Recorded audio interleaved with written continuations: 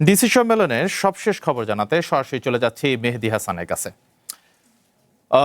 মেহেদী, শেষ দিনের কর্মসূচিতে আজ কোন কোন মন্ত্রণালয়ের সাথে মত বিনিময় হয়েছে? যদি সবচেয়ে বেশি জনগুরুত্বপূর্ণ বিষয়গুলোর কথা বলি, সেগুলোর বিষয়ে আসলে কি ধরনের আলাপ আলোচনা হয়েছে? তমাল, গুরুত্বপূর্ণ বিষয়গুলো আপনি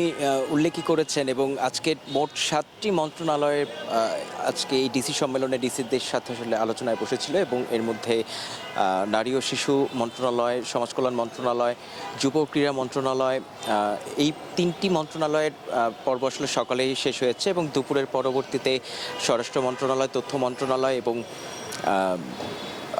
পার্বত্য চট্টগ্রাম বিষয়ক মন্ত্রণালয় সহ আসলে মোট 7টি মন্ত্রণালয় আজকে এই ডিসি সম্মেলনে তাদের যে শেষ দিনের আলোচনা তা কিন্তু এখানে শেষ হয়েছে এবং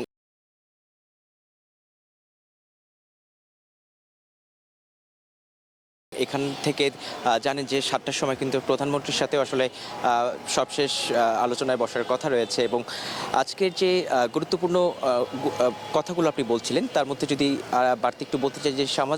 সমাজ কল্যাণ মন্ত্রণালয়ের মাননীয় মন্ত্রী যিনি রয়েছেন তিনি কিন্তু বলেছেন যে সামাজিক নিরাপত্তার ক্ষেত্রে আসলে ডিসিদেরকে তারা নির্দেশনা প্রদান করেছেন এবং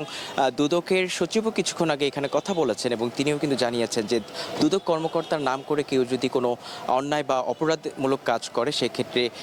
জেলা প্রশাসককে যেন সরাসরি এই বিষয়ে অবগত করা হয় এবং কোনো রকম ছাড় যেন না দেয়া হয় এবং তথ্যমন্ত্রীও এখানে কথা বলেছেন এবং তিনি আসলে গণমাধ্যমকে গুছিয়ে আনার বিষয় নিয়ে কথা বলেছে এবং ডিজিটাল যে মিডিয়া রয়েছে সেগুলোকে আসলে একটি নির্ধারিত নিয়ম নীতির মধ্যে আনার কথা আসলে বলেছেন এবং আজকে যে 7টি মন্ত্রণালয়ের গুরুত্বপূর্ণ যে বিষয়গুলো ছিল এবং স্বরাষ্ট্রমন্ত্রীও কিন্তু বলেছেন যে এর আগে যে অস্ত্র বিষয়গুলো ছিল সেই প্রত্যেকটি বিষয় আসলে ডিসি বা জেলা প্রশাসক যারা রয়েছেন 64টি জেলার এবং 8টি বিভাগে যে বিভাগীয় কমিশনার তাদেরকে কিন্তু দিক নির্দেশনামূলক আসলে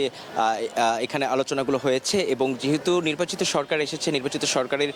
31 দফার একটি ইশতেহার ছিল, সেই ইশতেহারগুলোকে বাস্তবায়নের জন্য যে কাজগুলোতে আসলে এগিয়ে যাওয়া দরকার সেই মন্ত্রণালয়ের সংশ্লিষ্ট মাননীয় মন্ত্রী এবং সচিব যারা মূলত এই কাজগুলোর সাথে সংশ্লিষ্ট রয়েছেন তাদেরকে কিন্তু এইভাবে করে আসলে এই ডিসি সম্মেলনের মধ্য দিয়ে আসলে তাদের রূপরেখা আসলে বাস্তবায়ন করার প্রক্রিয়া আজকে দিয়ে শেষ হচ্ছে এবং চতুর্থ দিনের এই দিনটিকে আমরা আসলে এখানে যে 7টি মন্ত্রণালয়ের কথা বলছি এবং প্রত্যেকটি মন্ত্রণালয় সহ দুদকের সচিব এবং মন্ত্রিপরিষদ সচিবরাও কিন্তু এখানে এই আজকের শেষ দিনে অংশগ্রহণ করেছেন। তো তমাল, এই ছিল ওসমানী স্মৃতি মিলনায়তন থেকে আমার কাছে সবশেষ তথ্য।